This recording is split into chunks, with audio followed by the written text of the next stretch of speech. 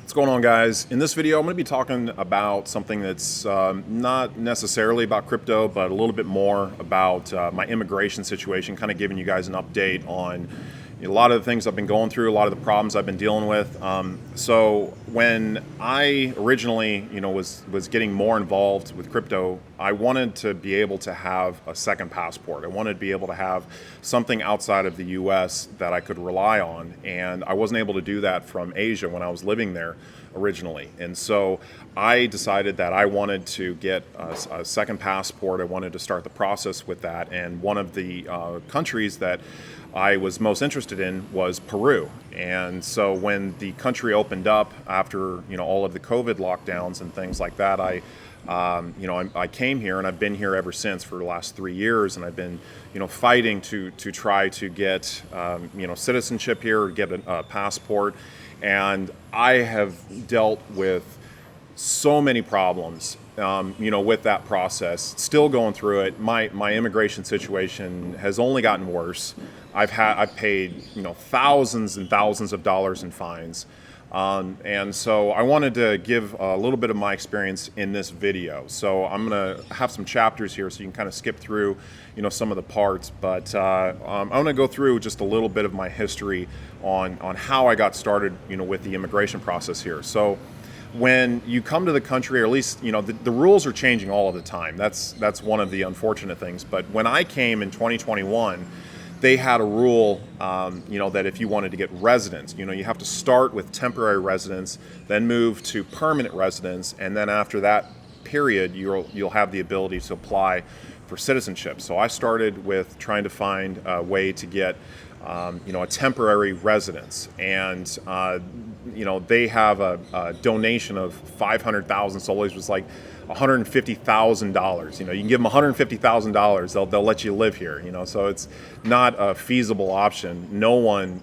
goes for that option, and so the only real options are to kind of work with maybe a lawyer or somebody here locally that has a little bit of experience in that area. And so that's what I opted to do, and that ended up being perhaps the worst thing I could have possibly done, because what ended up happening is I got a licensed lawyer, and that lawyer, over the course of the next 6 to 8 months, was doing all of these different things behind my back that I didn't know about, and I ended up actually having to sue him for stealing like all of this money in a separate project, but he was in charge of my residence as well. So because of that, I had to get another lawyer. And if you don't know anything about the lawyers here in Peru, they are so corrupt. They are so awful to deal with. All of them I've had issues and problems with. And this was just a really unfortunate situation where, I had to deal, with another guy to basically kind of go after him. And during this entire process, where I was paying this guy very, very well, over $1,000, a month, just to help handle some of the paperwork with this, he turned around and tried to get me kicked out of the country. He did that with 3 separate judges. Three separate times. He was trying all different ways to try to get me kicked out of the country, because that was the only way that he was going to win the lawsuit against me for basically stealing all of my money. Now, luckily, I've got a judgment on that, and it went in my favor, and I'm still looking to try to recoup my money from that, and having to pay all of the legal fees. Just a total nightmare dealing with that. You're paying a licensed professional here in Peru to try to help you with that, and all he was doing was trying to figure out how he could steal from me. And so that ended up being, just an awful experience. And I had to go through all of these different processes to try to basically convince the Peruvian government that I wasn't, this person that, this lawyer was lying, about. He's basically trying to say that, I was a horrible person and I needed to be kicked out of the country, but he had like no proof, no evidence. These are just, his thoughts. So what I ended up doing is I then contacted, another friend of mine here to get me to go with an accountant, somebody that helps to set people up. He's done it with several, other foreigners here. So I'm like, great, and he basically told me, listen, you're just going to pay me every month, and everything's going to be taken care of. You're not going to have to worry about anything. And, sounds great, right? And so that's what I ended up doing is I was communicating with him and working with him for an entire year, paying him every single month for an entire year. And I didn't find out until basically the end of that period where he basically explained to me that entire time that I had been communicating with him, all of these things he was saying that he was doing for me, he actually had not done a single thing. He had not done anything for that entire time. And because of that, which is even worse that he didn't tell me about this stuff, I had all of these massive fines from the Peruvian government that I had to pay in order to stay in the country. And, it would have been something a little bit different, I think, like if I didn't own land here, because, I could have just left the country and just left the fines or something like that. But I have a presence here. I have land. I have, an interest to stay here. So I had to I had to stay here in Peru and fight all of these things, pay all of these fees. He said he was going to help with some of these things, and that just never ended up happening. He just never filed a single piece of paperwork. All he was doing was hassling me every single month about getting paid. So a licensed lawyer, a licensed accountant, these people are so corrupt, and it's very difficult to deal with anyone here in that capacity. And when I went and was trying to explain, some of these things and challenges that I was dealing with, the Peruvian immigration, that basically there was a couple of pieces of paperwork that were given to my lawyer that I never received. And, their response was, that basically it was my responsibility to communicate with the immigration. And the only way that they're able to do that is in Spanish. So I'm not able to do that, or wasn't able to do that back then, because my Spanish is not good enough. It's still probably not, good enough. It's very basic level right now just to do, some of those things. So I was dealing with a lot of these issues with just trying to have my temporary residence in good standing order. So after paying massive fines, not having any kind of paperwork that tells me what I have to do, or guidance from immigration. One of the reasons why they say, that they don't do any of that is because the rules are constantly changing. Like they have, things that came around. Like I ended up paying like about 70-80% of the fines, that I had to pay, and then then they came back and they said, oh yeah, by the way, we just did away with all of those fines, so you don't have to pay, But I had already paid, most of it. And so I had other Gringo friends here, that had been here for years, decades, that had massive fines. They were never going to go to the immigration office, and then once they, basically did away with some of those, or gave people a pass on some of those fines that they had to pay, then they then came back and were able to kind of try to see if they could rectify their immigration status. But every single Gringo that I know here, their immigration status is just it's messed up. And I originally got interested in a lot of the second passports and things from the Nomad Capitalist. He's probably one of the biggest guys that talks about second passports, talks about second citizenships and things like that. There's a lot of other YouTubers that are kind of smaller that are also in that niche. And I would watch a lot of these videos, before I decided on coming to Peru, and it seemed as though there was not a whole lot of video specifically from those guys, and everything that they had kind of said was negative. And but they didn't have a whole lot of information. I was getting a lot of that information from some of the smaller YouTubers or things like that, people that had gone through the process. But there's a lot of videos out there that say, hey, it's great, like go through this process. It's a 2 or 3 year track to get a passport, and it's easy, things like this. I mean, the amount of issues and things that have come up, and I'm just scratching the surface with some of the stuff. I'm kind of going over some of the major things, but it's been absolutely insane. The system here, it's so corrupt. It's so It's so bad when it comes to just the competency level. There's just an incompetence with people that work in official roles or licensed roles that don't have any ability to really give you the information that you need to get things done in the proper way. Now, this might have been different if I was in Cusco. A lot of people have been talking good things about the offices there. There's some different things where they have some of the services that you need there, whereas they don't have them here. You have to go to Lima.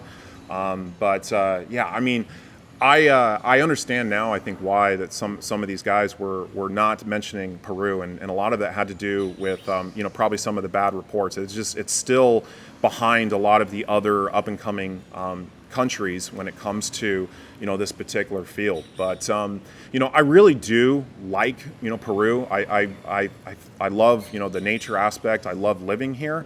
For the most part, there's just a lot of really bad people, and in just the incompetence with certain things that just don't work.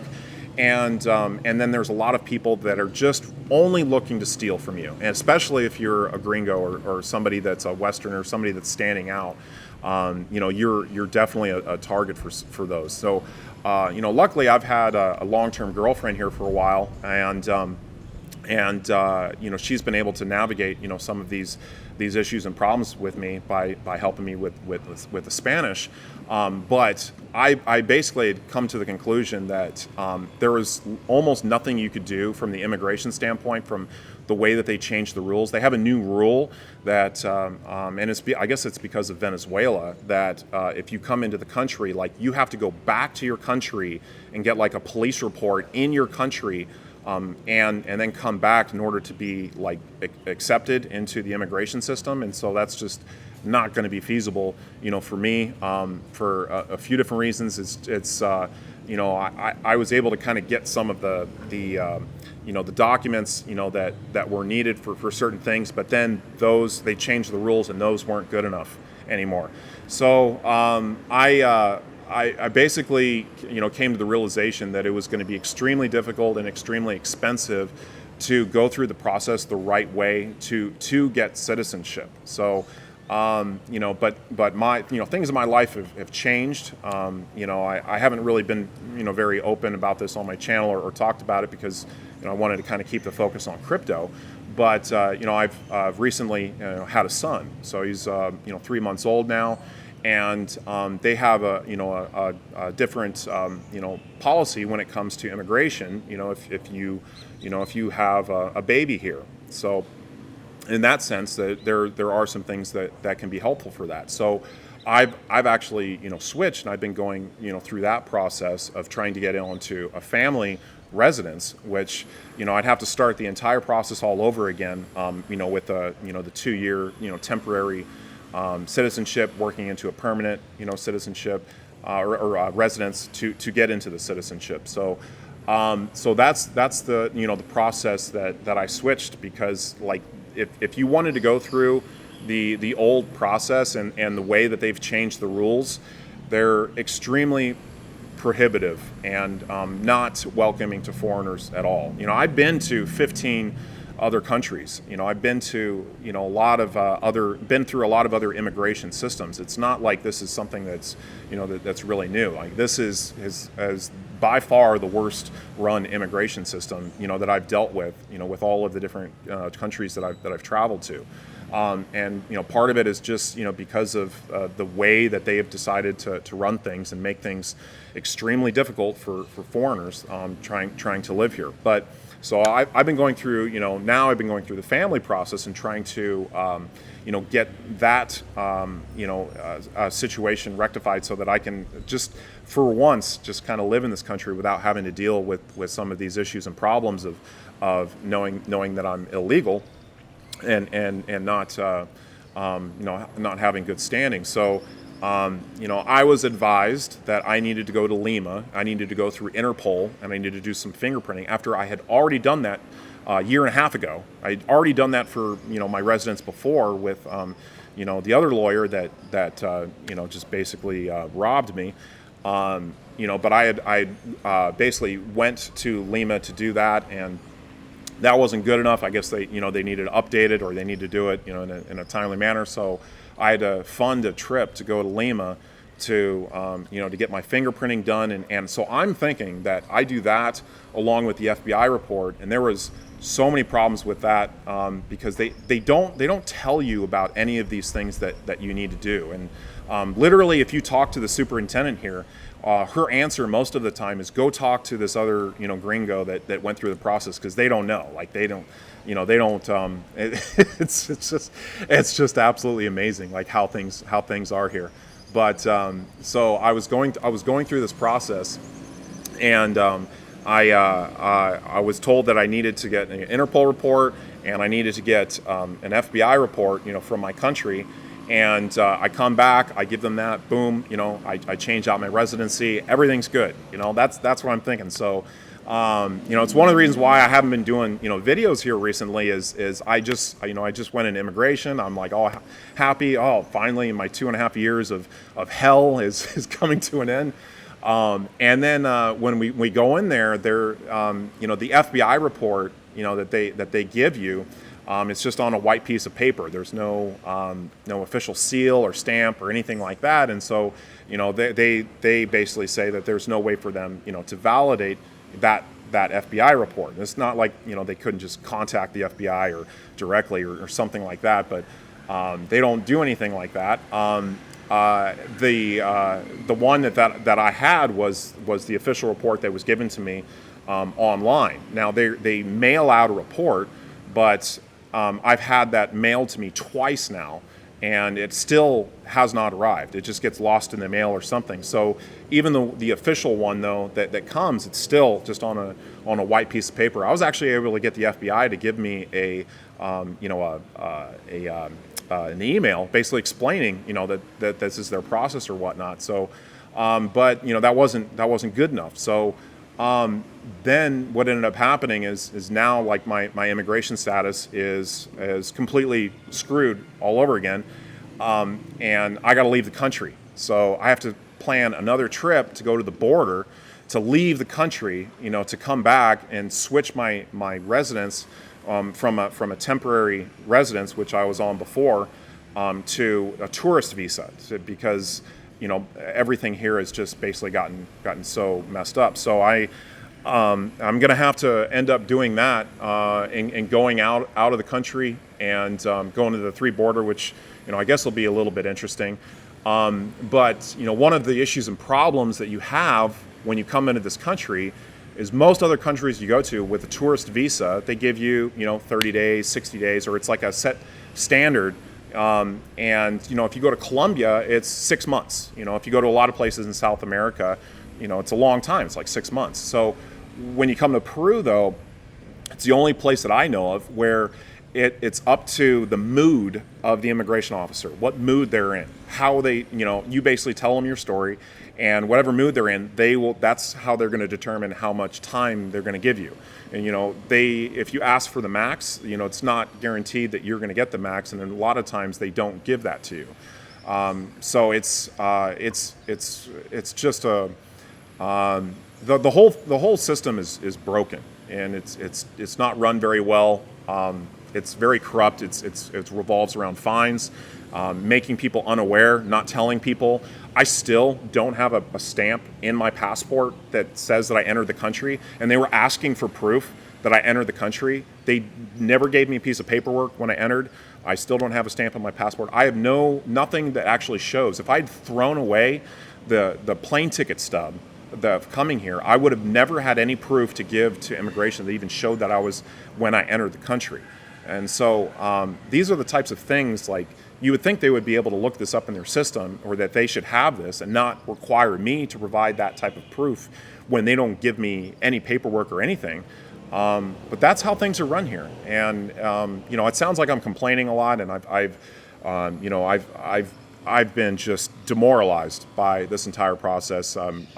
There's so many little things that I've dealt with. I've been over to that immigration office over 50 times in the last 2 or 3 months, just with all of the issues and problems that I've had trying to get this rectified. And I'm no closer to getting this rectified. I got to go to the border now, come in, hope that they give me 6 months. But from what I'm finding out now, that they give everyone 3 months, like a max of 3 months.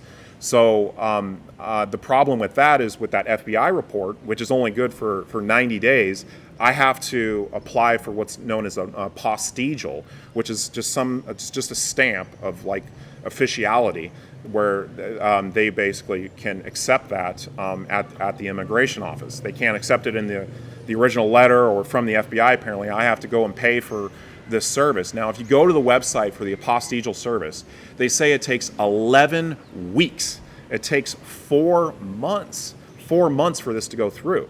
And I'm gonna have to go to the border and come back and go again and come back and hope that maybe I get this in the mail, just so that I can prove. But then at that point, like the 90 days for my criminal report will have expired.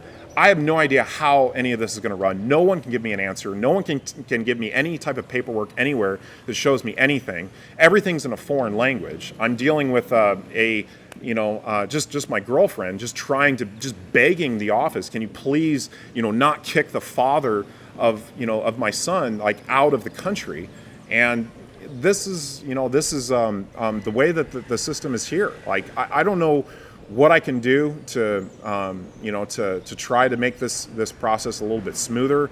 If there was somebody I could have maybe hired that would have taken away a lot of this pain and frustration that I had, perhaps. I mean, I don't think there would have been anyone here locally in Iquitos, so I probably would have known them by now.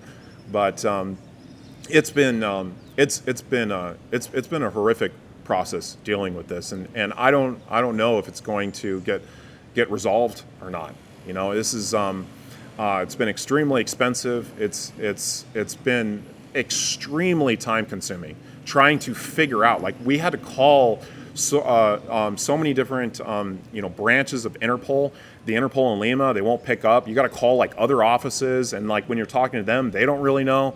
And they were trying to give me answers for things with like the FBI report.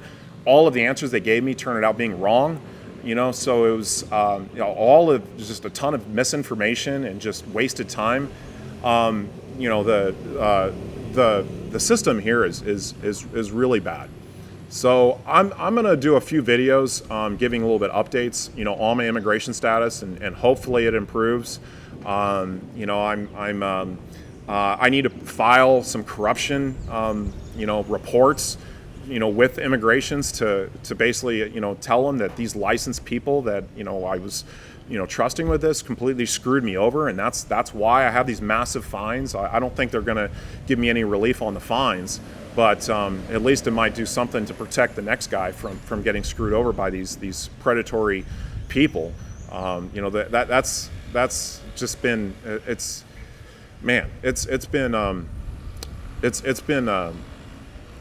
like I said, it's been really demoralizing dealing with the immigration process here. All I wanted was just to stay here and live in peace, just be legal. But a lot of my Gringo friends, like friends of mine that have been here illegally, have had no problems. Like actually the best way.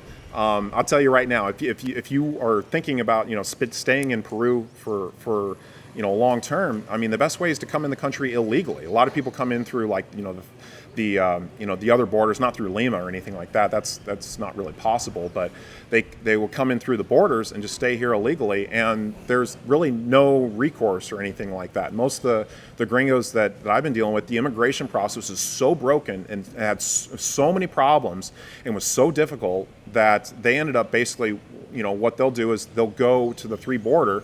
They'll basically have a stamp on their passport that they went to Colombia, sneak back into Peru and just stay here for 6 months, and then essentially go back, try to get do visa runs, go to the border, try to get a stamp for the most amount of time that they can, and then come back that way.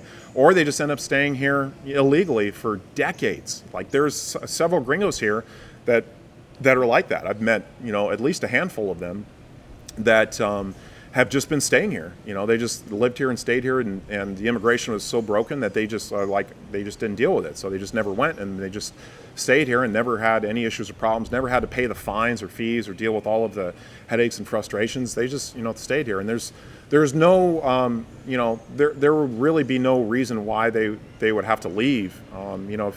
If they, maybe got pulled over by a cop or something, and they're not really checking, their immigration status. They don't really, police things like that here. It's, and the fines are much less. The average salary is very low here, particularly in Iquitos. Some people, they work for 30 soles a day is like an average, an average salary, for someone. They might make, only, less than 1,000 soles a month, with some people working in stores or things like that. The fines here, if you're late on your immigration, which they don't give you any notification, they don't give you any paperwork, they don't tell you any of these things. If you're late and it's a very close date that they impose these things, the fines are over 50 soles a day. They're expensive. I know it because I've had to pay those fines, and in order just to try to keep my status here, somewhat normal. But, man, yeah. So I know this has been a big, long rant. I just wanted to kind of just express my frustration with the immigration process here, working through things. I'm going to do a little bit of an update and,